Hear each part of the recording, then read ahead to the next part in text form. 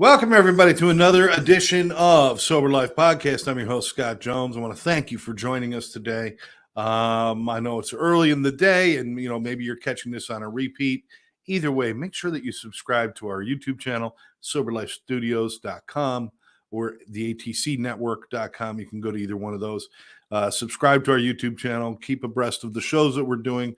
We like to do this show to bring to you stories about success in recovery and beyond that, things that people do to enhance their lives. It's not just about the alcohol and drugs. It's about making a better life for yourself, and that's what we like to talk about. So please, and if you happen to be watching us right now live, your comments, you can leave a comment on YouTube, LinkedIn, or Facebook. It'll pop up, and we can answer your questions while we're live here. Today's special guest is a good friend of mine, Joe Kelley. We've known each other now, I don't know how many years. A long time. It's been a long time. And we had crossed paths years ago. We were trying to work at the same place, other things like that. Anyway, bottom line, fate has brought us together again to do a lot of great projects. And Joe, it's great to have you here, man. Well, I appreciate you having me. I always, it's a blessing, to be able to come in here and share some space with you. So thank you. No, it's always my pleasure for sure. A lot of times, we spend a lot of time talking about people's path to addiction and, what got them into addiction and recovery. You and I have talked a little bit about that in the past, and we're going to be doing another show this afternoon with our friends Mark Astor at 5:00 today, if you want to catch that. Today, I'd really like to focus on kind of what happens after you recover, or what happens after you get sober. Mm-hmm. First of all, did you have like a lot of relapses when you were trying to get sober? Oh, absolutely. It was funny. I was speaking at the LAP convention, and I was telling a story with the mass laborers unit, and one of the guys overheard me. He's like, "Joe, the cop," and he goes, "You don't remember me, do you?" And I go, "No." He goes, "We were in detox together," and he was referring to the first detox I'd ever gone in my life, which I don't remember much of anything. and then I still didn't recognize him, right? And he goes, You let me use the phone that you snuck in. And my first thought was, of course I did. You know what I mean? Because that was the first of many. You know what I mean? Right, so, right. Yeah. It was a long road for me. I tell a lot of people and share my story that hopefully they don't have to be like me and learn it the hard way. It's that old saying, a smart man learns from his mistakes, but a wise man learns from the mistakes of others. So. There you go. And a lot of this can be found in your book, Badge, Bars, and Beyond, or Badge, Bars to Beyond, I should say. You can find that on YouTube or Amazon. You can go to their website, badgebarsbeyond.com, and get more information about the book. And you explain a lot about this. You were getting sober while you were a police officer. Is that correct? Yeah. Well, actually, what happened was the wheels fell off the bus. And my attempt at sobriety wasn't until after I left the force. You didn't have any attempts while you were on the force? Not one single attempt. Oh, wow. And because of my status and within the community and who I was, I was taking stuff to feel right again, and I hit it very well. At least I thought I did. And I did for quite a while. And then when the disease progressed, that's when stuff started to come out, and I was given the ultimatum of resigning. And I took that. But when I took that, it wasn't so much, the loss of the job, which was obviously a big thing for me, but it was the loss of my friends. The loss of my family, the loss of my financial stability, the loss of self and my identity. Wow. So was there a part of that where being the first responder, the police officer or something, did that give you some sort of feeling of invincibility in a sense, that because you're the cop, you're the big guy, did that hurt you in recognizing problems right away? Or Yeah, for me, it hurt me on the inside because from day one in the police academy, as a first responder, police officer, high ranking at that, we're taught to give the help, not ask for the help.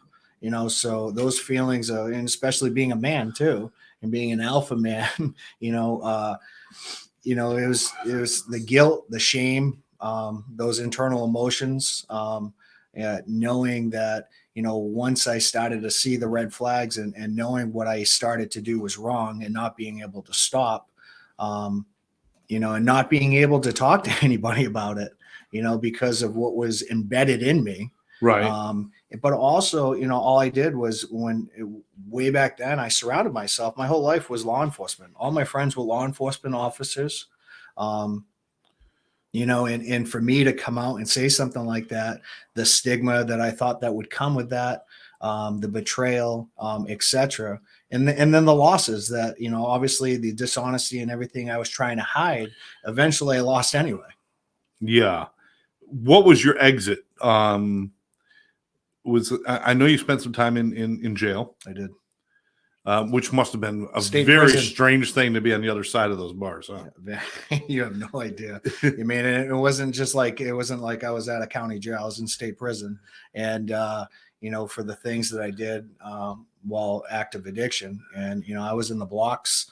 And my mentality back then, was at the point where, suicidal ideation, putting my gun in my mouth, not having, the grit to pull the trigger, but wanting to, living every day, hoping I didn't wake up to relive the next day, and then walking into prison, them trying to PC me because of who I was, because for obvious reasons, and me signing out because my mentality is I can't do it. I want someone else to do it for me.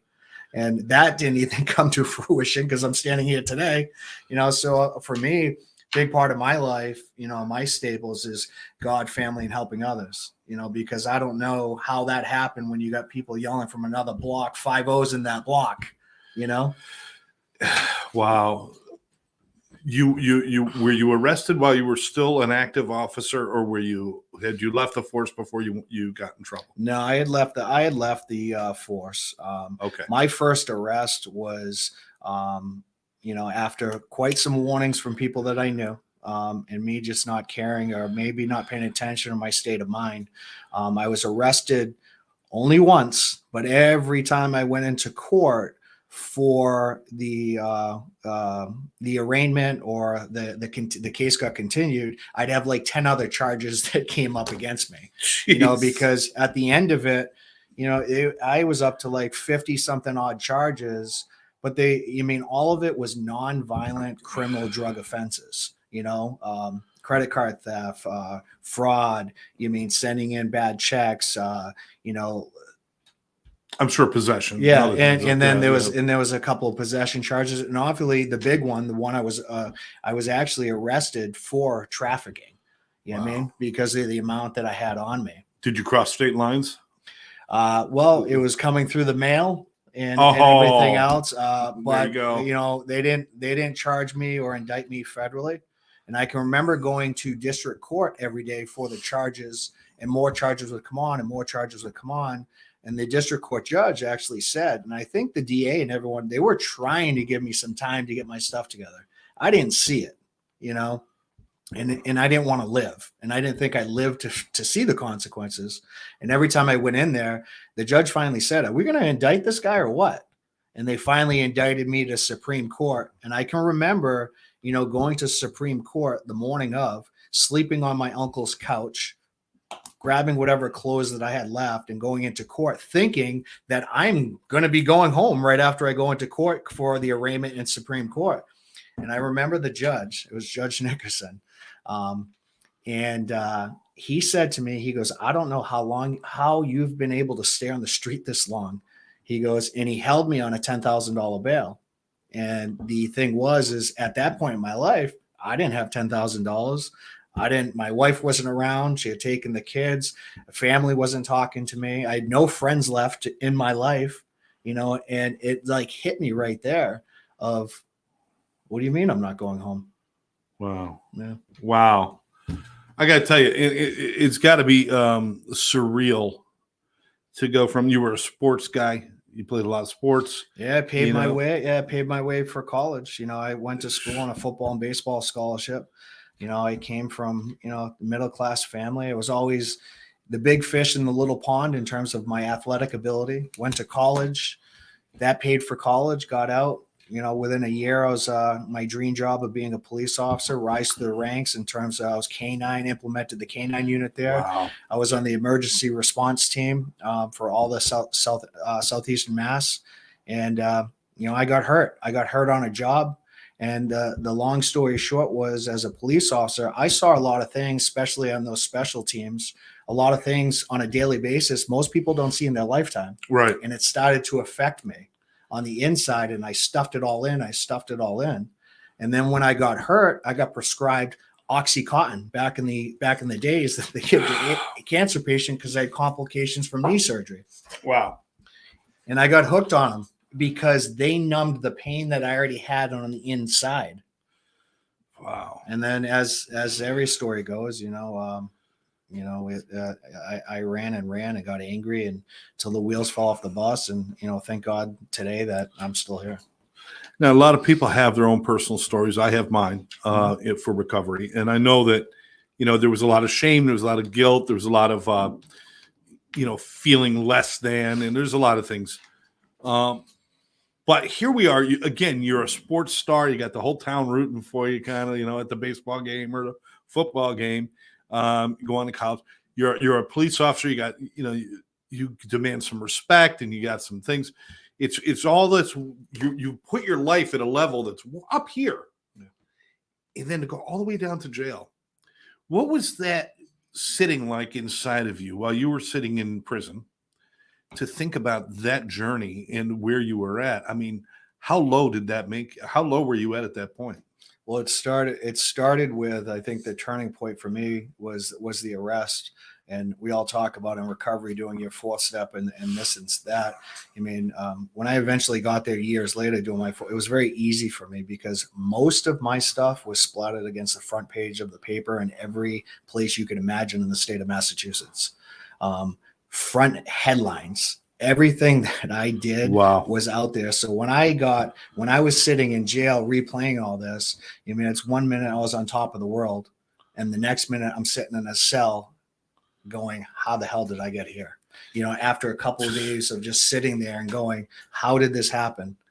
And the media loves to put those pictures up of you scoring a touchdown next to you in your arrest photo, next to you in your police officer uniform, and next to they love to put all that stuff out there just to show the tragic nature of it. So at what point did you decide you needed to start changing? I mean, I understand you didn't have success right away, but what point did it strike you, I've got to do something different? That I think the will to live, changed when I was in prison. I started reading about other people that had come back. I've always been obviously an athlete. I always loved the comeback story. I always loved to see success stories. I love to see somebody come from nothing and turn their life around. And I was reading a lot more in prison than I had nothing else to do besides that and work out and watch my back. And I dug into stuff like that because it really motivated me. And my mindset changed just by reading and journaling is, instead of why me, I started saying, why not me? I started to look at things in a positive aspect, despite the position and situation that I was in. And for me, at the time I had two daughters, and I started to say to myself, even though I couldn't talk to them and there was struggle between me and the mother, maybe I'm going through this so they never have to. I started to align myself in different positive mindsets to get myself through what I was going through. And on the journey and road to more personal development, more different ways of bettering myself personally and professionally. And it took a while, but obviously today, I love the life that I do have. You said you weren't successful on your first try. No. And it's, there's people that are, there's people that aren't successful on their first time. Doesn't mean anything. It's important in your story. Right. But it's not because you were worse than anybody else. Just some things don't reach us in a certain way. Right. What was the difference between the first time you went in where it didn't work at all, you barely remember it, and the last time when it did work? What changed during that time? What was it that you found in yourself that was the key to successful recovery? For me, you mean the last time I ever relapsed was after the death of my cousin.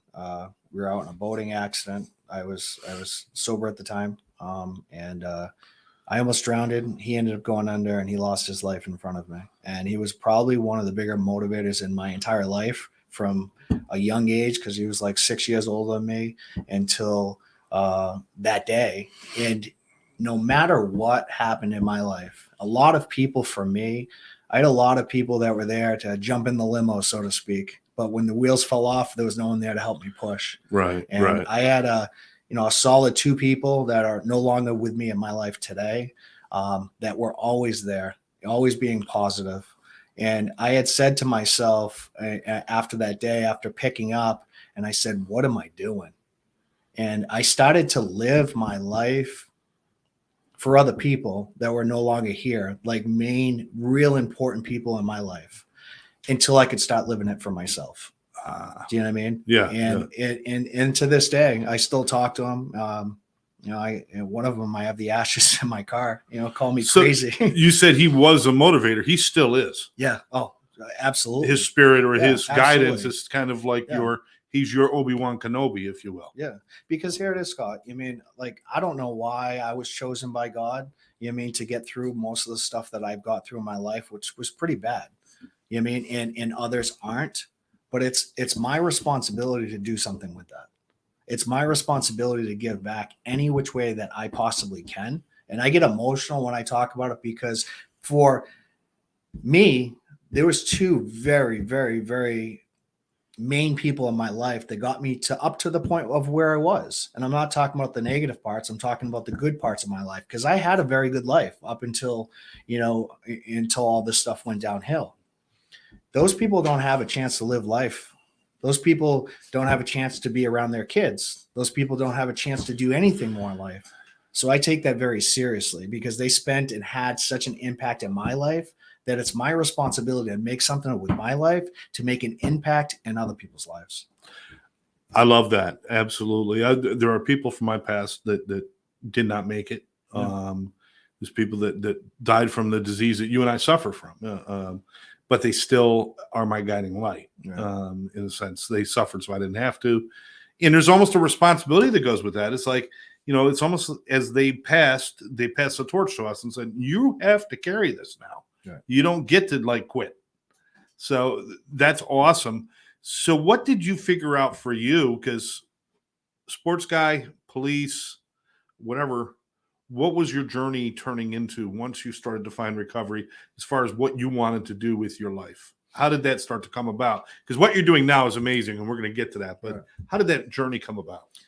My wife, my current wife, got me involved in some different modalities. And, as you'll read in my book, I share a little bit about it, is she got me involved in different modalities that I never would have signed up for myself. I would have never took the initiative, to go that route.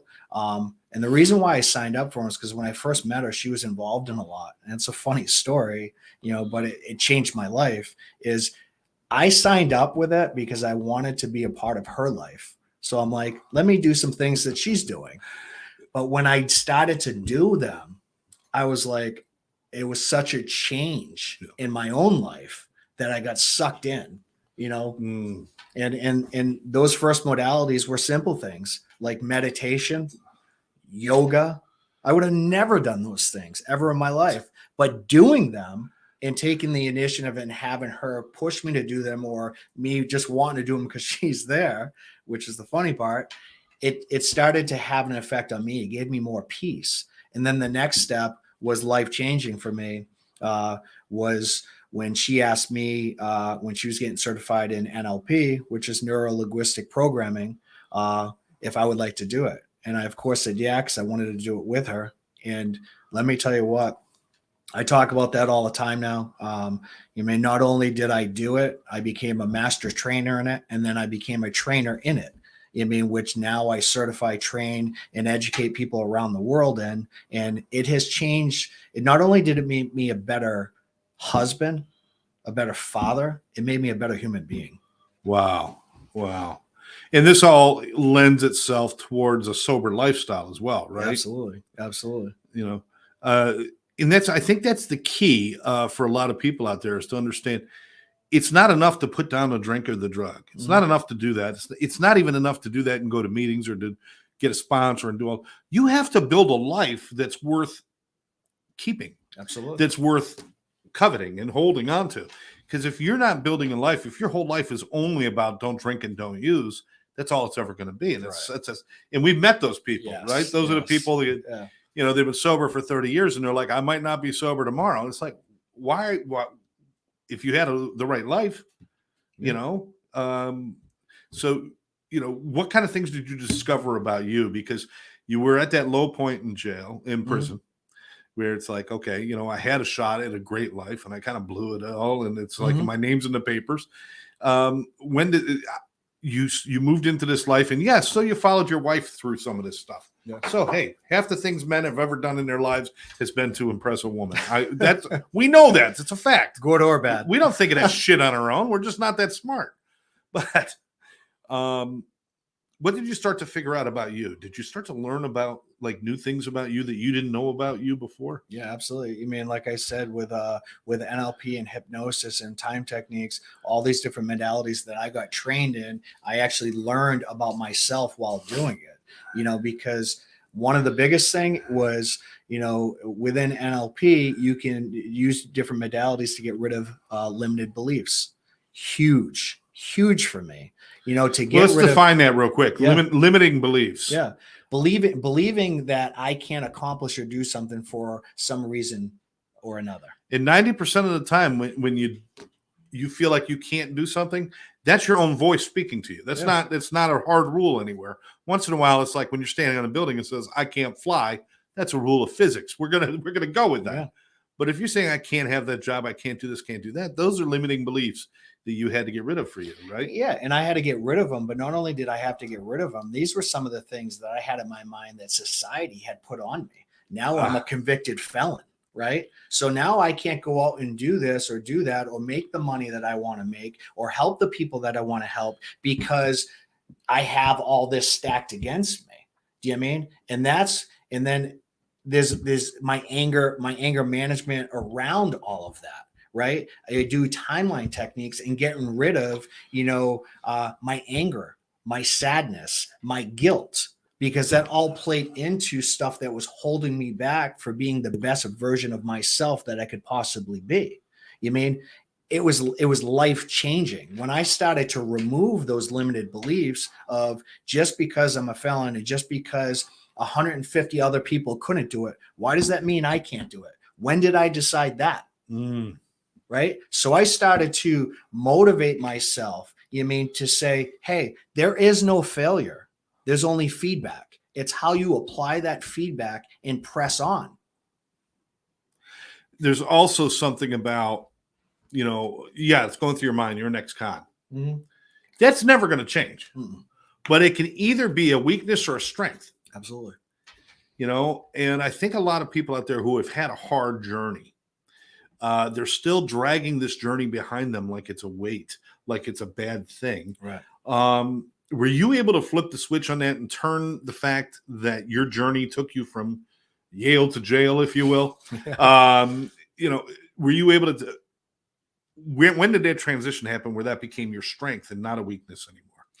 I mean, I think after I became a trainer in NLP, and doing a lot of work on myself, which wasn't a long time. It was literally a year and a half where I decided that, maybe by me being boisterous about my mistakes and what I went through, it will help those that are dialing silently that aren't as boisterous. Yeah, we all know those people that are struggling that we can see and that we've talked to, maybe they're friends. But I'll tell you what, there's a lot of people out there struggling you don't even know about. You know what I mean? Because they hide it very well. They walk around with a smile. I say to people all the time, that's one of my biggest things is smile at everyone. You never know what somebody's going through. And you don't know that the story you share isn't going to connect with somebody who's going to say, I can talk to him. Yeah. But like, for instance, Scott, for myself, who's done a lot of work on myself, who's clawed his way out right? And I'll sit and I'm talking, with a bunch of, millionaires on improving their bottom line with their companies, right? And then I'll get vulnerable and share my story, and they're just, huh? They don't recognize that person. Right. They don't see that, right? It's the same thing when you walk around within public. I don't know what that person's going through. I don't know what that person's going through, but it's cost us nothing to be kind. So you opened this company. Yeah. You and your wife. Yeah. You want to give her name on the Yeah. air? Dr. Maritza Izagiri Kelley. She's a lot smarter than I am. She's fantastic, by the way. Warm, charming, just brilliant. You're right. She is absolutely brilliant. You guys start this company called Obtaining Mastery. Mm-hmm. Tell me, where did this come from, this concept, and what exactly are you guys trying to accomplish with this?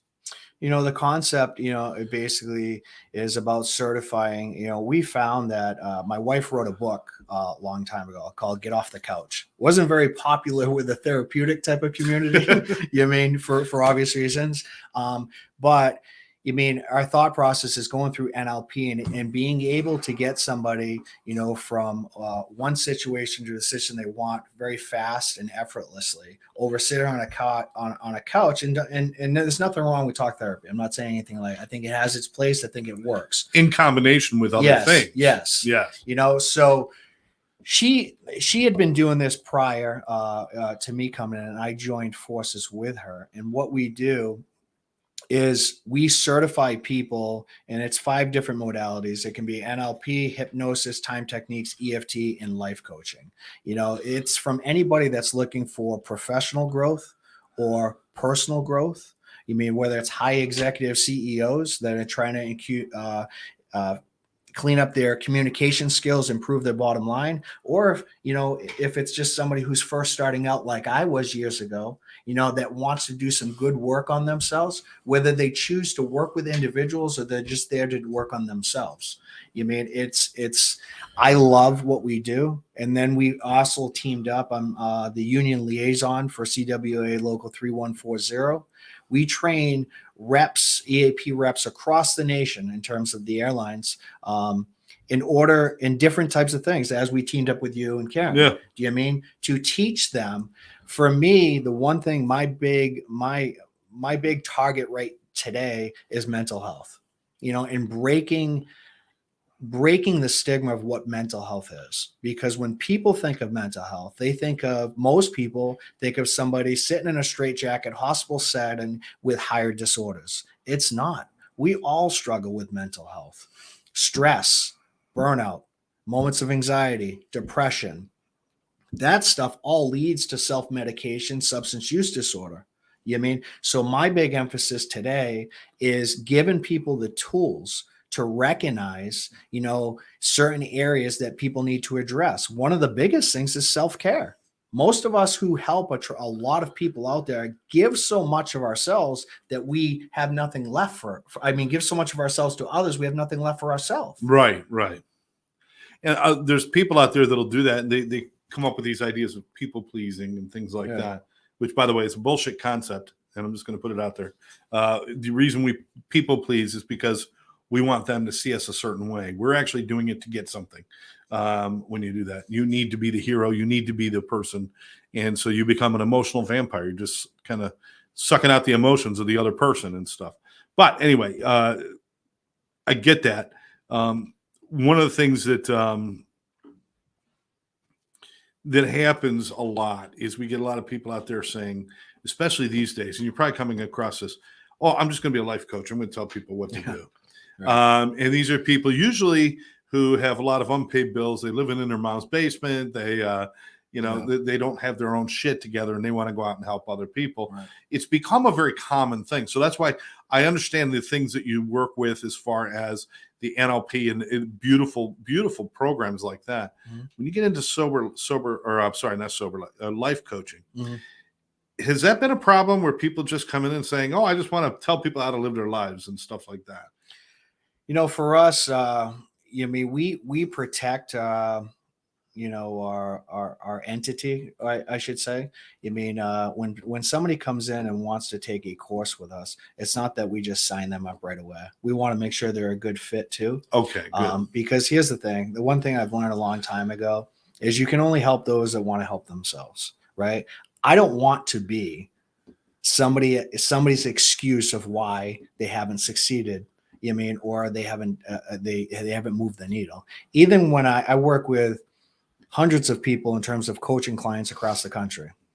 I only take on so many per quarter, but I always task people out. The same thing I do with the courses is asking why you want to take it, because I never want to take somebody's money or anything else if they're not don't have skin in the game, where they're not going to advance. Because most people say or have an idea that they want to do something, or they want to help somebody, or they want to do this. I like to ask questions. Well, why is that? Yeah, man, I like to get to know somebody to see, if it goes back to what I said the first moment is I don't want to be somebody's reason of why they failed because they were unwilling to put the work and time in that they needed to do. I love that. You also said something about it's good for personal improvement as well. Oh, amazing. So that if somebody comes in and says, maybe you don't want to be a sober coach or a life coach. Excuse me. I keep going to sober coach. You don't want to be a life coach. You don't want to be an NLP practitioner. Mm-hmm. But learning these skills can be good personally for you as well.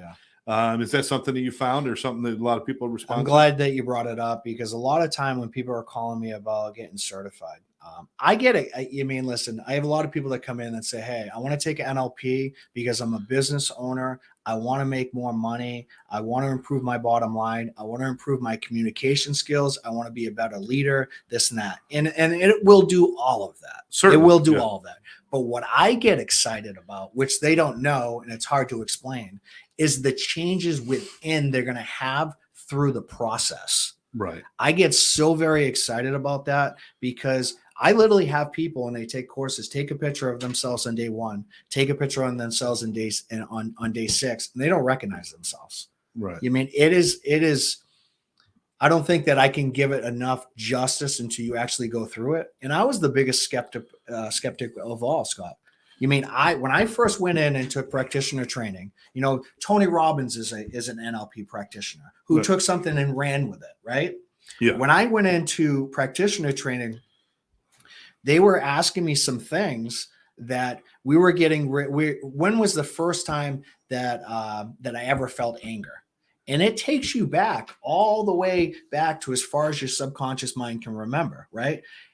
And very skeptic, and I question everything. The words that came out of my mouth during a sitting with who I was learning with, I was shocked. The first time, and I'll share it. The first time I ever felt anger, this is how far back it went. First time I ever felt anger when I was coming out of my mother and I was cold. I was, what? But the process, you have to go through it to understand. Like if anyone knows me out there, knows that's not something that will come out of my mouth. Yeah, exactly. But it was like my aha moment where I was like, and then what we did is worked on the anger from every point in my life going forward. Specific, big events that if it didn't fully take away all that anger that I was carrying around, it at least made it manageable and brought it down and de-escalated a great deal. It was mind-blowing to me. It brings clarity to things that didn't make sense before. Absolutely. And light bulbs go off and you got these aha moments. You're right. You're absolutely change. Right. Your perspective changes and your confidence level and just knowing yourself is an amazing part of a journey. So I want you to check out Obtaining Mastery. That's obtainingmastery.com, I believe. That's correct. It is. Yeah. Obtainingmastery.com. Look at what Joe and Maritza have going on over there in the different courses. And, I'm going to give you a big clue. You mentioned Tony Robbins. A lot of people out there think, I want to be the next Tony Robbins. Right. Well, you're never going to be the next Tony Robbins because your name isn't Tony Robbins. Okay. You could be the next Scott Jones. You could be the next Joe Kelley. You could be the next person. You got to be who you are. If you're taking these courses to try to become somebody that you've seen on the street or on TV, you're wasting your time. But if you want to unlock the potential that's within you to be who you are and to create something of your own, then the world's wide open. Am I right in all this? You're exactly right. I mean, it's about, getting rid of those things that are no longer serving us, implementing ourselves with tools that can move that needle for us in any direction that we want to go. I mean, what are your goals? What are you doing today to move that needle? I know a lot of people out there that don't dive into a lot of personal development because here's the number one excuse I always get is, well, I can't afford it. But then I'll see them at Starbucks 4 times a day. You mean, where are your priorities at? Hello. But I'm just saying, like, I know. But I was once there. So I'm not judging people. I'm just saying, if you want to see change in your life, you got to start doing things differently. You don't have to change your goal, but change the way in which you go about it. But it starts with, where are our priorities? What does your day look like? I know a lot of people out there that stand on their phones all day long. I know people that watch, Netflix over and over and over again. Is that moving a needle in your life to where you want to become? Mike, one question I always ask myself every day of my life throughout the day is what I'm doing right now moving me toward my goals or further away? I love that. We've had some people, Sandy's with us. Amazing to hear about the road to sobriety. It's an incredible story from Hillary. Hillary said, great interview, guys. Hillary happens to be my daughter up in Connecticut. Oh, nice. Thanks for joining us. Hi, Hillary. Joe, we could spend all day talking about this. We're actually going to be doing a show this afternoon at 5:00 called The Champion's Journey. It'll be myself and Joe and Mark Astor, the attorney, and we usually have Randy Grimes on from the NFL, but he's not going to be available today. But it'll be the 3 of us will do the show, and it'll be great. I want you to check out, first of all, check out Joe's book, Badge Bars to Beyond, and go Amazon or go to badgebarsbeyond.com and find out about it. Yeah, also, go to obtainingmastery.com to find out about the courses and more information about Joe and his wife. What are you going to say? If you go to badgebarsbeyond.com and you put in your email, you'll get the first chapter for free as well. So it's kind of freebie there for you to check it out if you don't want to purchase online. There you go. The only agreement is if you don't like it, you have to forget it immediately. No, I'm just kidding. Joe, as always, man, great to see you. What's next for Joe and in your family? Because, I mean, here we are. As down as out as you can get as a police officer sitting in prison, all the way up to, owning your business, making connections throughout the country with CWA and our good friends Georgina and all those people, and spreading your information, your knowledge. What is the next thing for you? Me, I have a lot of speaking engagements coming up around the country. As I said, I'm the union liaison for CWA locals, especially here in Florida, CWA 3140, which is all of Florida and Puerto Rico. But we're spreading across the country in terms of all the other locals. My next step is, most of my friends that I went to the academy with are all chiefs, different departments, obviously all up in the Northeast that have spread out. It's being a liaison, as we've started down here with you and Karen, is being a liaison towards the police departments down here. Being somebody like a resource outside of the entity that they can turn to. And it doesn't. I'm not talking about just substance use disorder. I'm talking about mental health. Stress, anxiety, trauma, the stuff that we see on a daily basis. And I've been lucky enough to have survived everything that I've gone through in my life. I have a whole bunch of experience and a whole bunch of resources, and that's just being ready to keep adding resources like we did with you and Karen and many of the other people and Mark, who will be on later on tonight, and having an impact. So I'm always open to a discussion. If anyone ever wants to email me, it's joe@obtainingmastery.com. I'm open to helping anybody, whether it's somebody that, needs help with mental health, substance use disorder, just needs to talk, or certifications or trainings that we do around the country. So reach out to Joe. Great guy, passionate about what he does, and just of good nature. I don't know. You talk about this anger that you carried around for so long. I haven't seen it. so congratulations on that. Thank you. I think that's great. Obtainingmastery.com. You've been watching the Sober Life podcast. Please share this with your friends. Don't forget to subscribe to our channel. And certainly make sure that you're around at 5 o'clock this afternoon for the Champions Journey podcast. We'll be talking to Joe some more. We'll have Mark Astor with us.